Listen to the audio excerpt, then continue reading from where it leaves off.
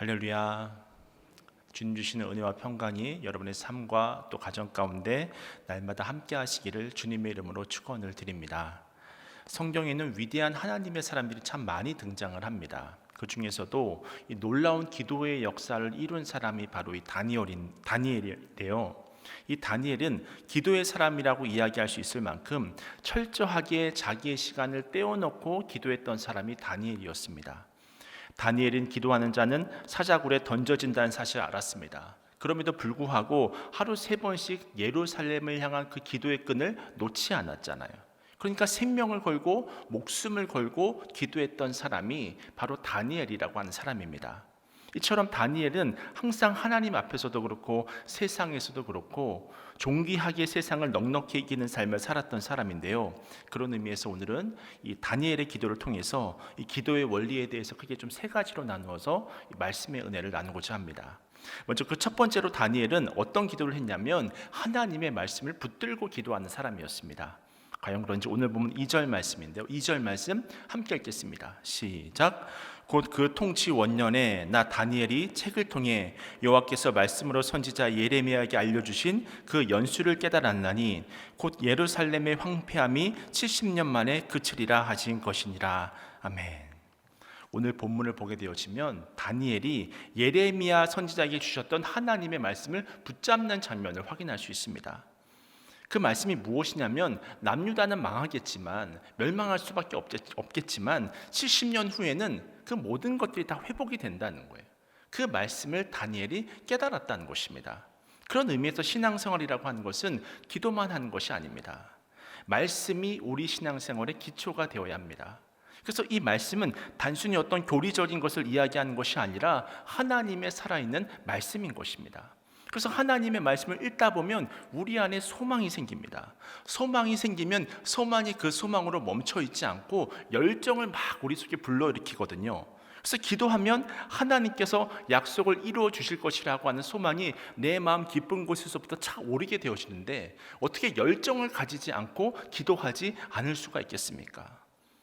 그래서 그 열정을 가지고 소망 중에 기도할 때 하나님의 역사가 나타나는 것입니다. 그런 의미에서 누가 기도할 수 있습니까? 기도 응답에 소망이 있는 사람입니다.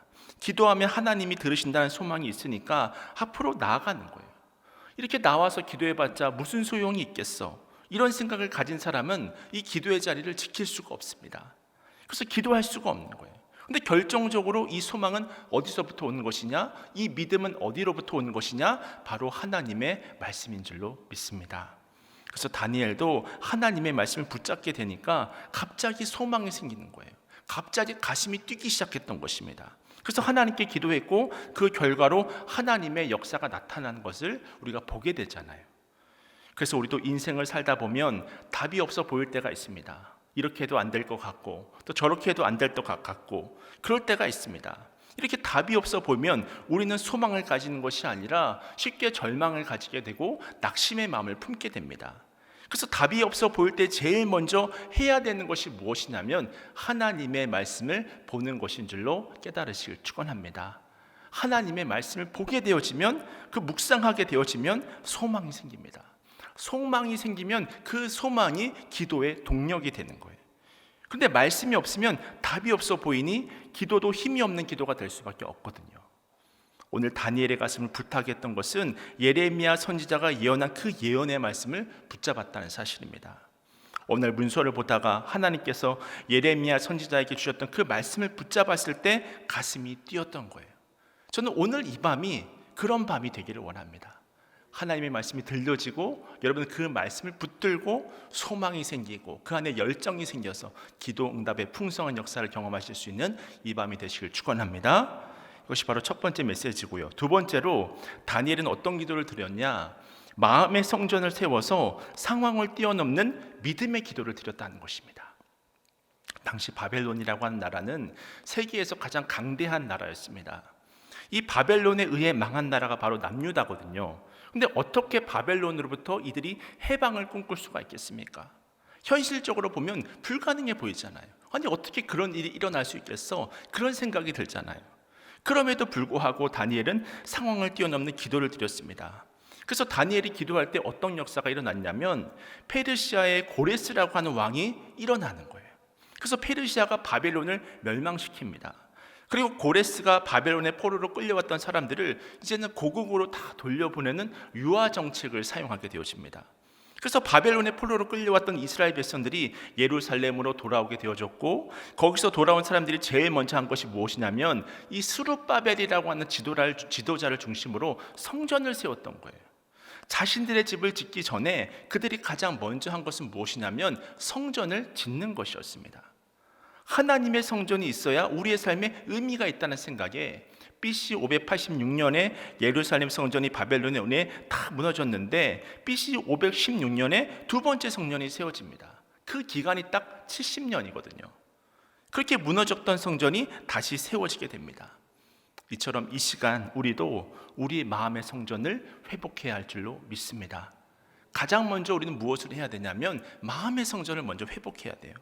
그렇다면 우리 마음의 성전이 무엇이냐? 하나님을 향한 믿음입니다. 하나님을 향한 예배가 회복되어져야 되는 것이고, 하나님을 향한 믿음이 회복이 되어져야 합니다.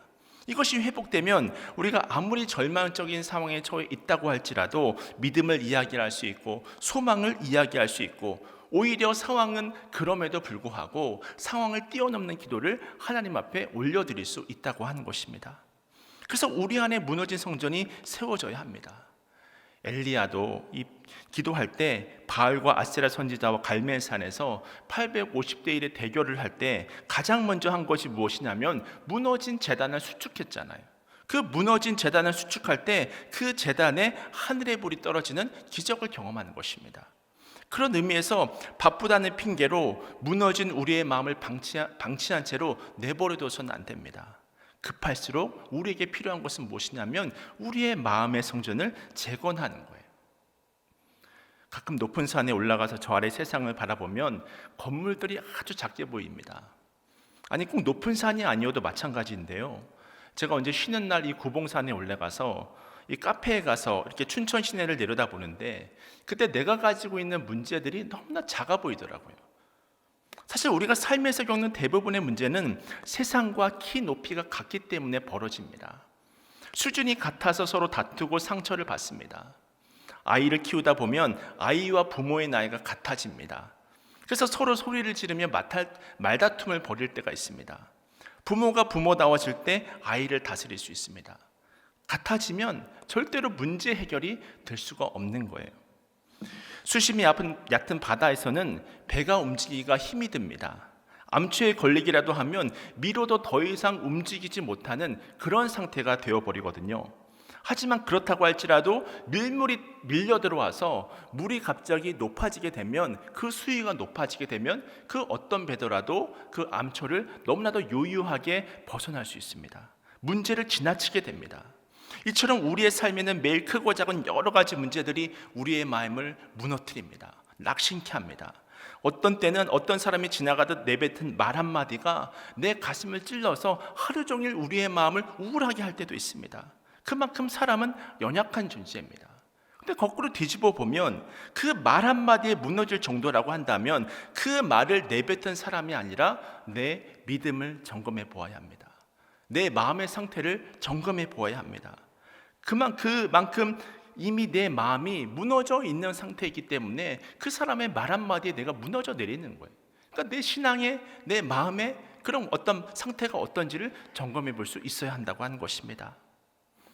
한계가 있는 인간으로 태어난 이상 문제를 안 만날 방법은 우리에게 있을 수가 없잖아요. 하지만 그 모든 문제들을 수월하게 넘어갈 수 있는 방법이 있습니다. 앞서 말씀드렸듯이 높은 산에 올라가게 되면 내가 가지고 있는 그 모든 문제들이 아무런 것이 아닌 게 되잖아요. 또 인생의 수많은 암초들이 여전히 우리 가운데 끊임없이 우리에게 장애물로서 다가오지만 밀물이 들어와서 그 암초보다 수위가 더 높아져 버리면 그 어떤 암초라도 우리가 거침없이 헤치면서 나아갈 수 있는 것이 아니겠습니까? 마찬가지로 우리 안에 무너진 성전이 회복이 되어지고 성령의 충만함을 경험하게 되고 하나님의 은혜가, 하늘의 신령한 복이 우리 가운데 충만하게 임하게 되어진다고 한다면 그 어떤 상황 속에서도 환경을 뛰어넘는 기도를 우리는 드릴 수 있는 줄로 믿습니다. 눈에 보이는 상황이 아무리 어렵다고 하더라도 기도하면 우리의 영혼이 하늘로 올라가서 하늘 보좌에서 문제를 내려다보게 됩니다. 기도하면 하나님께서 베푸시는 그 은혜의 강물이 흘러 들어와서 인생이 주는 그 수많은 암초들을 수월하게 넘어가게 하는 거예요. 은혜의 강물이죠. 강 같은 은혜의 강물입니다. 아무리 기도해도 문제가 사라지지 않는데 왜 기도하느냐? 세상은 그렇게 이야기할 수 있습니다. 믿음이 연약한 사람들은 그렇게 말할 수 있습니다. 하지만 그럴 때일수록 주님 안에서 마음을 지켜서 우리가 해야 될 것은 무엇이냐면 기도해야 합니다. 왜냐하면 기도가 유일한 답이기 때문인 줄로 믿습니다. 이것이 바로 오늘 본문이 주고 있는 두 번째 메시지였고요. 마지막 세 번째로 다니엘을 통해서 배우는 기도의 원리는 다니엘은 기도를 미루지 않았다는 사실입니다. 다시 말해 다니엘은 지금 그 즉시 기도하는 사람이 바로 다니엘이었습니다. 내일부터 하면 되지 뭐, 다음 달부터 하지 뭐. 기도는 여러분 이렇게 믿으면 절대로 우리가 기도를 할 수가 없습니다. 여러분 내일부터라고 하는 것이 우리가 심리적으로 느끼기에 아주 가까운 시간처럼 보이잖아요. 하지만 내일이 되면 또 다음 내일이 기다리고 있는 거예요. 또 모레가 되어지면 또 그 다음 내일이 또 기다리고 있는 것입니다. 한 달이 지나면 또 한 달이 지나서 또 그 다음 내일이 기다리고 있는 거예요. 끊임없이 내일만 우리가 외치면서 살아갈 수는 없잖아요. 하나님께서 말씀을 주셨으면 말씀을 주신 이유가 있지 않겠습니까? 왜 주셨겠습니까? 그 말씀을 붙들고 그 즉시 엎드려 기도하라고 하는 거예요. 여러분 이 내일이라고 하는 것은 그렇게 우리에게 어떤 유혹의 도구가 된다고 하는 거예요. 지금 즉시 기도해야 한다고 하는 것입니다. 우리가 매해 연말이 되면 새롭게 지도자분들을 세우게 되는데요. 제가 기도하면서 내년에는 이분이 꼭 좀 섬겨주셨으면 하는 어떤 사역들이 있는 경우들이 있습니다. 그래서 제가 권면을 드리면 그분들 중에서 어떤 분들은 또 순종의 마음으로 다가오시는 분도 있고 또 어떤 분들은 그것을 좀 받아들이지 못하시는 분들도 있어요. 그러면 제가 봤을 때 좀 안타까운 분들이 계시거든요. 그러면 성도님 내년에는 기회가 없을 수도 있습니다. 다음에는 기회가 없을 수도 있습니다. 이렇게 말할 때가 있습니다. 안타까운 마음이 드니까 지금 즉시 순종해야 하는데, 그렇다면 오늘 본문의 다니엘은 지금 어떻게 기도하고 있습니까? 우리 2절을 다시 한번 보시면요, 우리 2절 말씀 함께 읽겠습니다. 시작. 곧 그 통치 원년에 나 다니엘이 책을 통해 여호와께서 말씀으로 선지자 예레미야에게 알려주신 그 연수를 깨달았나니 곧 예루살렘의 황폐함이 70년 만에 그치리라 하신 것이니라. 또한 3절 말씀입니다. 3절 말씀 함께 읽습니다. 시작. 내가 금식하며 베옷을 입고 죄를 덮어쓰고 주 하나님께 기도하며 간구하기를 결심하고. 아멘. 이처럼 다니엘은 하나님의 말씀을 받은 그 즉시 엎드려서 금식하며 기다렸다고 하는 것입니다. 여러분 절대로 기도라고 하는 것은 이 때를 기다렸다고 하는 것이 기도가 아닙니다. 70년 뒤에 끝나? 그럼 계산을 하는 거예요. 우리가 586년에 망했으니까 계산을 한번 해보자.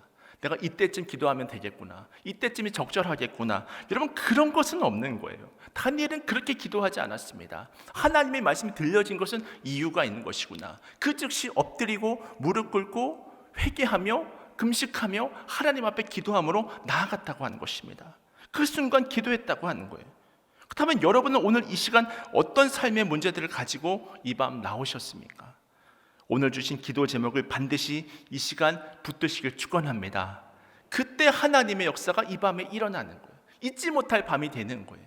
2월 10일 잊지 못할 그 밤이 되는 거예요. 남들은 그냥 지나가는 2월 10일일 수 있는데 오늘과 같은 내일, 내일과 같은 모레일 수 있는데 오늘 이 밤의 역사가 일어나면 평생 기억되는 이 밤이 될 수도 있는 거예요. 그러니 그 즉시 기도해야죠. 이것은 모든 상황이 마찬가지입니다. 새벽기도 출석을 고민하다가 벌써 금요일이니까 다음 주부터 좀 새벽 제단을 지켜야겠다. 그런 것은 없습니다. 내일부터 지키셔야 되는 거예요. 자녀를 위한 기도도 고3이 되면 하지 뭐. 그것이 아니라 어렸을 때부터 기도를 하는 거예요. 여기 젊은 청년들도 많은데 배우자들을 놓고 기도할 때 결혼 정년기만 차서 그때 기도하는 것이 아니라 지금부터 기도하면서 배우자를 찾고 구하셔야 되는 거예요. 그렇게 기도해야 되는 것입니다. 왜냐하면 우리는 오늘을 기도로 사는 존재이기 때문입니다. 그래서 데살로니가전서 5장 16절 이하를 보면 어떤 말씀이 있냐면 항상 기뻐하라, 범사에 감사하라, 또 어떤 말씀이 있습니까? 쉬지 말고 기도하라고 하잖아요. 그러니까 지금 내가 있는 이 순간 기도하라고 하나님은 명령하신다고 하는 것입니다. 그것을 하나님께서 기뻐하신다고 하는 거예요. 제가 이렇게 말하면 또 어떤 분은 이렇게 말씀하실지 모릅니다. 목사님, 그렇게 기도만 하면서 살면 답답해서 숨 막혀서 깝깝해서 어떻게 살아갑니까? 그렇게 말씀하실 수 있는 분이 있을지도 모르겠습니다. 근데 여러분에게 누군가가 돈을 많이 주겠다고 하면 싫어하시나요? 부담스럽습니다. 왜 이렇게 돈을 많이 주십니까? 싫습니다. 그렇게 말하시는 분이 계실까요? 그렇지 않잖아요. 많으면 많을수록 좋다고 하잖아요. 사랑하는 연인이 있습니다. 함께 있는 시간이 부담스럽다고 이야기를 하는 거예요. 그러면 그 순간 그것은 연인이라고 말을 할 수가 없는 거예요.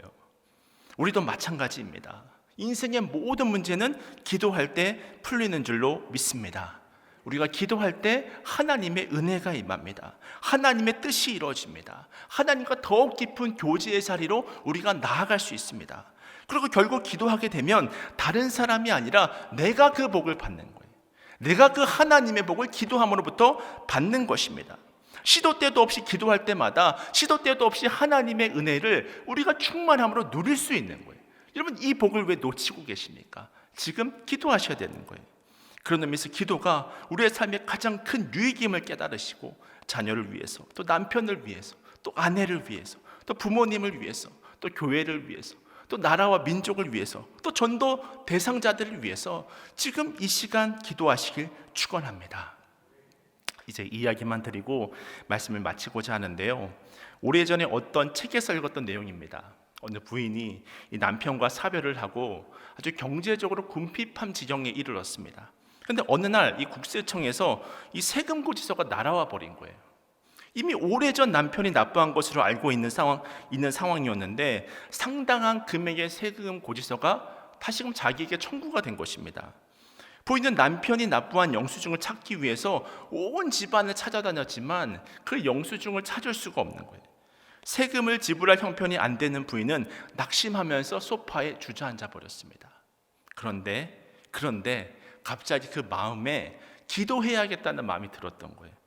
기도밖에는 방법이 없어서 그 즉시 엎드려서 기도했다고 합니다. 근데 갑자기 이 열린 창문으로 이 나비가 한 마리 날아 들어오더니 가구 틈새로 들어가 버리는 거예요. 그래서 부인은 그 가구를 옮겨서 나비를 찾으려고 했습니다. 그때 바로 그 가구 뒤에 여인이 그렇게 찾던 영수증이 떨어져 있는 거예요. 얼마나 놀랍습니까? 이것이 우연입니까? 아닙니다. 기도의 역사인 거예요. 이러니 지금 우리가 기도하지 않을 수가 있겠습니까? 믿음이 없는 사람들은 이 일이 단순히 우연이라 생각하겠지만 기도하면 결국 하나님의 역사가 이루어지는 줄로 믿습니다. 바라기는 기도가 답이라는 사실을 깨닫고 어떤 상황 중에서도 그 즉시 하나님의 말씀을 붙들고 상황을 뛰어넘는 믿음의 기도를 드리실 수 있기를 바랍니다.